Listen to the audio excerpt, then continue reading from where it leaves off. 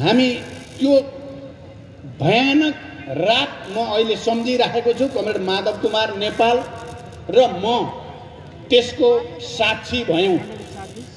चर्चा चलिरहेको थियो, नारायण हिटी सफाई हुँदैछ, त्यहाँ पूर्व राजालाई लैजाने रे आजै राति त्यहाँ चाहिँ सफाई कार्यक्रम सुरु भयो भन्ने ठुलो हल्ला छ। उतापट्टि राष्ट्रपतिलाई प्रेसर छ राजीनामा दिन, आजै दिने रे भन्ने हल्ला छ। अर्कोतिर ल अब सेनाले लिने भयो भन्ने हल्ला छ। चारैतिर सन्तासको परिस्थितिमा हामीलाई एउटा अवसर प्राप्त भयो। प्रधान सेनापतिले फोन गरेर हामीलाई शीतल निवास बोलाउनु भयो। राष्ट्रपतिले फोन गरेर हामीलाई 26 गते राति शीतल निवास बोलाउनु भयो। हामी गयौं र केही न केही यो संविधान बचाउन, राष्ट्रपतिलाई सहयोग गर्न र अन्तरिम सरकार बनाएर तुरुन्तै अर्को दुर्घटनाबाट नेपाल जोगाउने अवसर हामीलाई प्राप्त भयो र हामी त्यसैमा टेकेर नै अहिले हामी निर्वाचन अन्तरिम सरकार जो बन्यो। अस्तिसम्म त केही मान्छेले झुटमुट यो सरकार हाउमा बनेको भनेर हल्ला पनि गर्थे, तर अस्तिका दिन राष्ट्रपतिले सर्वोच्च अदालतमा एउटा चिठी पठाएपछि त्यो हल्ला गर्नेहरूको झुट चाहिँ राम्रै पर्दाफास भयो। राष्ट्रपतिले भन्नुभयो तत्कालीन प्रधानमन्त्री, त्यो काम चलाउ थिए, तत्कालीन प्रधानमन्त्री केपी ओलीको लिखित सिफारिसमा नै सुशीला कार्कीलाई प्रधानमन्त्री बनाइएको हो भनेर राष्ट्रपतिले सर्वोच्च अदालतमा पत्र बुझाएपछि हाउमा बनेको सरकार भन्ने झुट चाहिँ राम्रै पर्दाफास भएको छ। तर मैले भन्न के खोजिराखेको छु भने त्यो दिन हामीले राष्ट्रपति संस्थाको रक्षाको निम्ति, राष्ट्रपतिलाई सहज वातावरण बनाउनको निम्ति अन्तरिम सरकार गठन गरेर भए पनि अगाडि जानुपर्छ भन्ने कुरामा हामीले सहयोग गरेकै हो।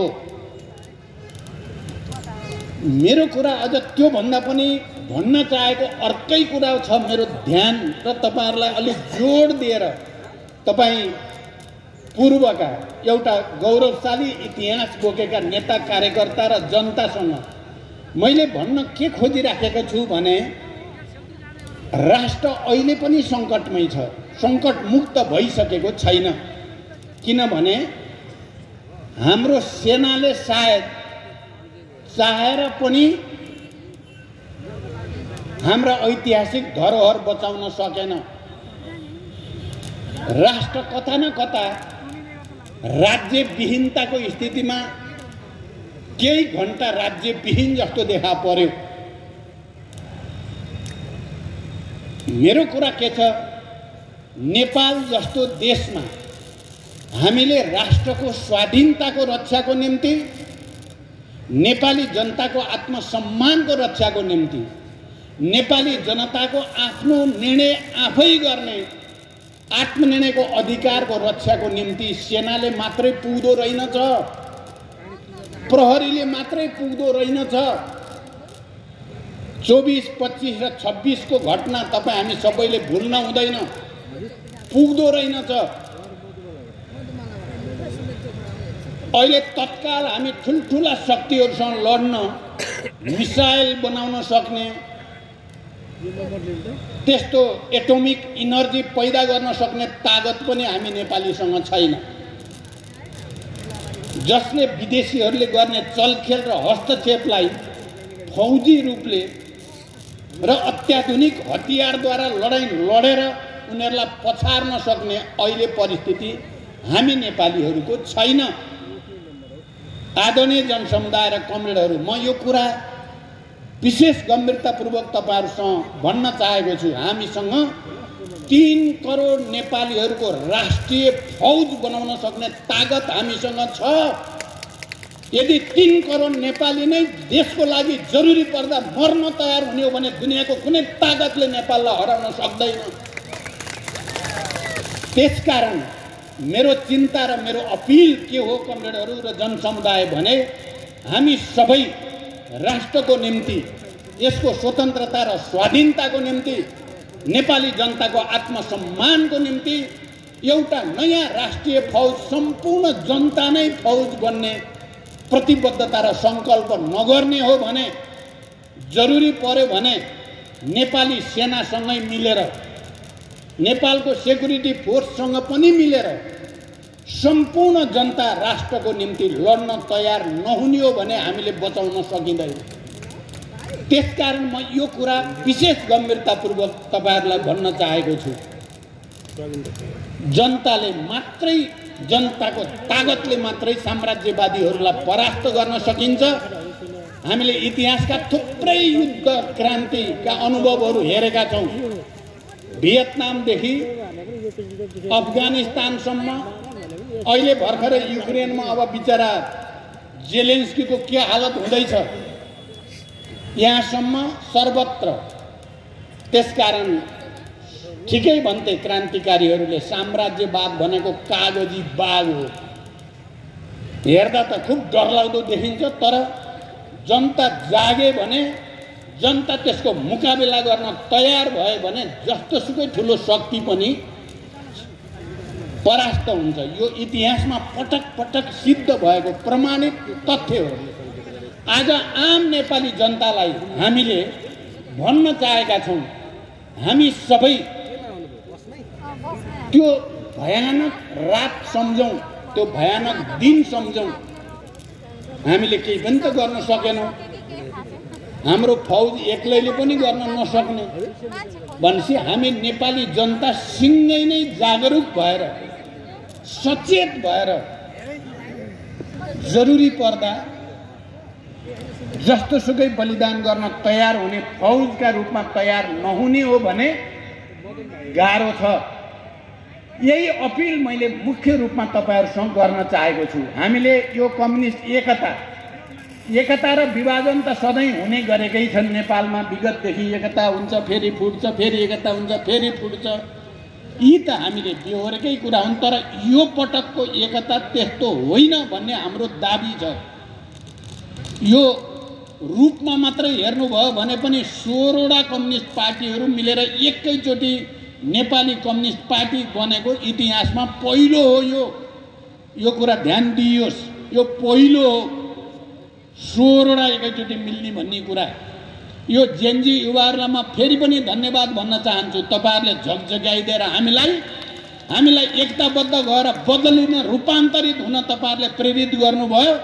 हाम्रो रूपान्तरणको प्रमाण हो नेपाली कम्युनिस्ट पार्टी। हामी अब पुरानो तरिकाले चल्दैनौं, नयाँ तरिकाले जान्छौं भन्ने संकल्प हो। यो पहिले नै धेरै कुरा भइ नै सकेको छ। त्यसकारण यसलाई हल्का रूपमा नलियोस्। अर्को, यो आउने चुनाव हुनै पर्छ भनेर हामीले भनेका छौं। मैले अघि नै भने, यो सरकार गठनमा हाम्रो भूमिका छ।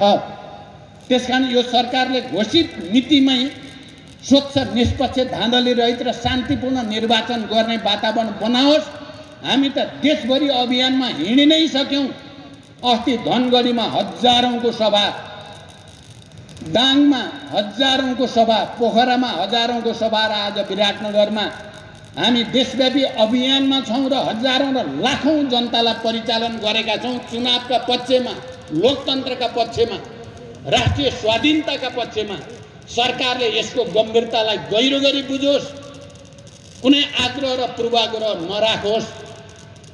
र अघि कमरेड भीम रावल, जो राष्ट्रिय सभागृहमा कमरेड भीम रावल प्रवेश गर्दाको उत्साह जस्तो देखा पर्यो, देशभरि जस्तो एउटा सन्देश गयो, धेरै ठुलो छ। उहाँले भन्नुभयो कि हामी यो आउने निर्वाचन सही ढंगले होस् भन्ने हामी चाहेका छौं। त्यहाँ कुनै खालको दीर्घकालीन राष्ट्रिय महत्त्वका सन्धि सम्झौता नगरियोस्। यो अन्तरिम सरकार मुख्यतः चुनावी प्रयोजनको निम्ति बनेको हो। यदि यो सरकारका मन्त्रीहरूले दीर्घकालीन अर्थ राख्ने खालका सन्धि सम्झौता या त्यस्ता कामहरू, प्रोजेक्टहरू अगाडि बढाउँछन् भने त्यो यसको म्यान्डेट भन्दा बाहिरको कुरा हो। बिल्कुल सही हो। हामी सबैले आवाज उठाउन जरुरी छ।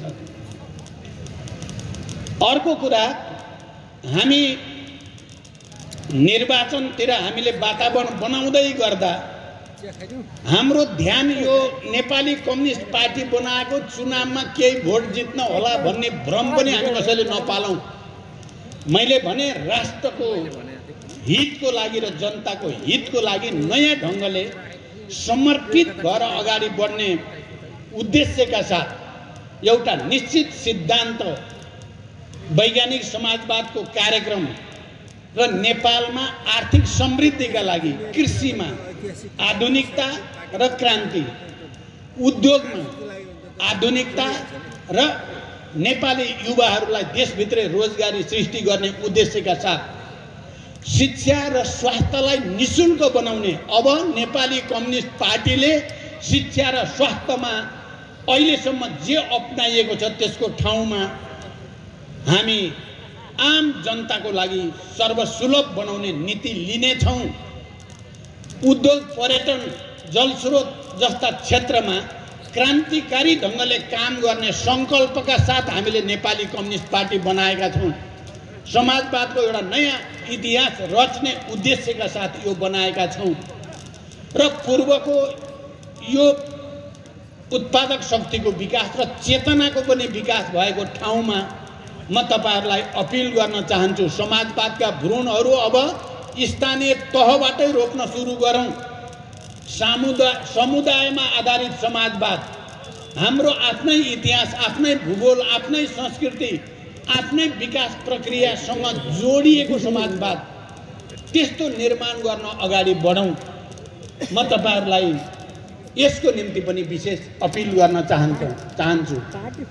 त्यसकारण जति बेला संकट आउँछ, क्रान्तिकारीहरूले त्यति बेला त्यो संकट समाधान गर्नको लागि फड्को हान्ने अवसर पनि आउँछ। नकारात्मक भित्र सकारात्मक र सकारात्मक भित्र नकारात्मक चीजहरू रहिराखेकै हुन्छन्। कम्युनिस्ट क्रान्तिकारीहरूले मात्रै यस्ता चुनौतीपूर्ण र जटिल परिस्थितिलाई सकारात्मक क्रान्तिकारी परिस्थितिमा बदल्न आँट गर्छन्। हामीले आँट गरेकै हो। कमरेडहरू, मित्रहरू, हामीले एउटा नयाँ इतिहास बनाउने आँट फेरि एकचोटि गरेकै छौँ। यहाँ अघि कमरेडहरूले भनि नै सक्नुभयो बुढाबुढी र तन्नेरीका कुरा। विचार बुढो र तन्नेरी भन्ने हुँदैन, सही र गलत भन्ने हुन्छ। सही विचार युवाले पनि अगाडि सार्न सक्छन्, त्यसलाई हामीले सम्मान गर्नुपर्छ। सही विचार उमेर पुगेकाले नै बढाउन सक्छन्, त्यसलाई पनि हामीले सम्मान गर्नुपर्दछ। त्यसकारण वैज्ञानिक कुरा के हो, समाजमा युवाहरू, प्रौढहरू र वृद्धहरू मिलेर समाज बनाए हुन्छ। गतिशील समाज हुन त बच्चाहरू पनि हुन्छन्, बच्चाको त समाजमा त्यति भूमिका खेल्ने हुँदैन। युवा, प्रौढ र वृद्ध तीनटै मिलेर मात्रै समाज सन्तुलित पनि हुन्छ, गतिशील पनि हुन्छ। एउटा कसैलाई कटाइदियो, वृद्ध चाहिँदैन भन्यो भने त्यो समाज सिद्धियो, लङ्गडो भयो। त्यसले वृद्धलाई कटाउने भनेको अनुभव कटाउने, इतिहास कटाउने, हाम्रा पुर्खाले गरेको कामहरूको महत्त्व कटाउने कुरा हो। त्यसले समाज चल्दैन। प्रौढहरू नभइकन पनि जसले सबभन्दा बलिष्ठ हुन्छन् र हरेक काममा उनीहरूले गतिशील हुन्छन्, त्यसलाई कटाइदियो भने पनि समाज चल्दैन। त्यसै गरी युवाहरूको जोस, उत्साह र उत्सर्गको भावना बिना पनि समाज चल्दैन। त्यसकारण आजभोलि एक थरी मान्छेले पुस्तान्तरण भनेर एउटा पुस्तालाई अपमानित गर्ने, अर्को पुस्तालाई अनावश्यक प्रोभोक गर्ने काम गरेका छन् र समाज खलबल्याउने काम गरेका छन्। त्यसो गर्न हुँदैन। सबैको उचित महत्त्व र भूमिकालाई स्थापित गरेर मात्रै समाज गतिशील हुन्छन्। र म अब जाँदै तपाईहरु सबैलाई एउटा कुरा मैले भन्दै पनि आएको छु, हामी सबैले आफ्ना छोराछोरी, नाति नातिना, पनाति पनातिना, किनकि मेरा पनाति पनातिना पनि भएका छन्, त्यसो भएर भनेको लाई ध्यान दिन थाल्न पर्यो। हामीले छोराछोरीहरू, नाति नातिनाले के पढ्दैछन्, के हेर्दैछन्, मोबाइलभित्र के गरिरहेका छन्, कम्प्युटरमा, इन्टरनेटमा के खेलेका छन् हेर्न पर्यो। उनीहरूसँग संवाद गर्न पर्यो। तपाईँ हामी सबैले हामीले वास्तै गर्न छोडेका रहेछौँ। यो बिचमा धेरैले अब पढेकै होला, धेरैकै होला, कति मोबाइल खेलाएको भनेर यसो हप्काजी गर्ने, तर उनीहरूको संसार अर्कै भइसकेको छ र हामी र उनीहरूको बिचमा ग्याप, यति ठुलो ग्याप भएको छ। त्यो ग्यापले गर्दाखेरि स्थिति धेरै नै गम्भीर भएको त देखियो नि। त्यसो भएर म सबै कमेडहरूलाई र जनतालाई पनि अपिल गर्न चाहन्छु, छोराछोरी र नाति नातिनीसँग सिक्न थालौँ। हामीभन्दा तिनीहरू धेरै सिपालु छन् इन्टरनेट चलाउन, बुझ्न के हो यो भन्ने कुरा। हामी त धेरै पछि परिसकेका छौँ, तर हामीलाई लाग्छ हामी ठुला छौँ, हामी सबै जाने जस्तो नठानौँ। छोराछोरी र नाति नातिनासँग सिक्न थालौँ, उनीहरूसँग वार्ता गरौँ, उनीहरूसँग संवाद गरौँ। ती जेनजी युवा भनेको हाम्रै छोराछोरी नाति नातिना त हुन्। त्यसकारण यो गल्ती अब नदोहोऱ्यौँ। सबैले घर घरमा चाहिँ जेनजीहरूलाई हामीले संवाद गऱ्यौँ, सम्मान गऱ्यौँ, माया गऱ्यौँ भने त ती सबै हाम्रै हुन्छन् नि। अहिले के देखिया छ भने जेनजीहरूले हाम्रो अभिभावक भनेको त नेपाली कम्युनिस्ट पार्टी नै रहेछ भन्ने कुरा बुझेका छन्, बुझ्दै गएका छन्। सयौं र हजारौं जेनजीहरू प्रवेश गरिसके नेपाली कम्युनिस्ट पार्टीमा। आउने दिनमा सम्पूर्ण जेनजी नेपाली कम्युनिस्ट पार्टीका हुने सम्भावना छ, किनकि हामी उनीहरूको समर्थन गरेका छौँ, उनलाई सम्मान गरेका छौँ, उनका माग ठिक छौँ भन्ने त हामी नै छौँ। घर घरबाट सुरु गऱ्यो भने हुनेवाला छ। अब अन्तिममा यो एकताबारे केही कुरा फेरि मैले थोरै भन्नुपर्ने लागेको छ। हुन त समय घर्किसक्यो, तपाईहरुलाई टाढा जानु छ, तपाईहरुलाई गाह्रो भएको छ, त्यो पनि मलाई थाहा छ। तर यो एकता जेनजी आन्दोलनपछि सुरु भएर गरिएको मात्रै नठान्नु होला। यो एकताको चाहिँ पटक पटक हामीले पहिला पनि छलफल बहस गरेको हो र कमरेड माधव नेपाल, झलनाथ खनाल, वामदेव गौतम लगायतका नेताहरूसँग, खास गरी कमरेड माधव कुमार नेपालसँग 2042 सालदेखि 46 सालसम्मको आन्दोलन, पञ्चायत विरोधी आन्दोलनमा हामी घनीभूत रूपमा वार्ता संवाद गर्ने। उहाँ नेकपा एमाले थिएन, माले, नेकपा मालेको एउटा चल्ता पूर्जा सबभन्दा सक्रिय नेता हुनुहुन्थ्यो रहेछ महासचिव नभए पनि।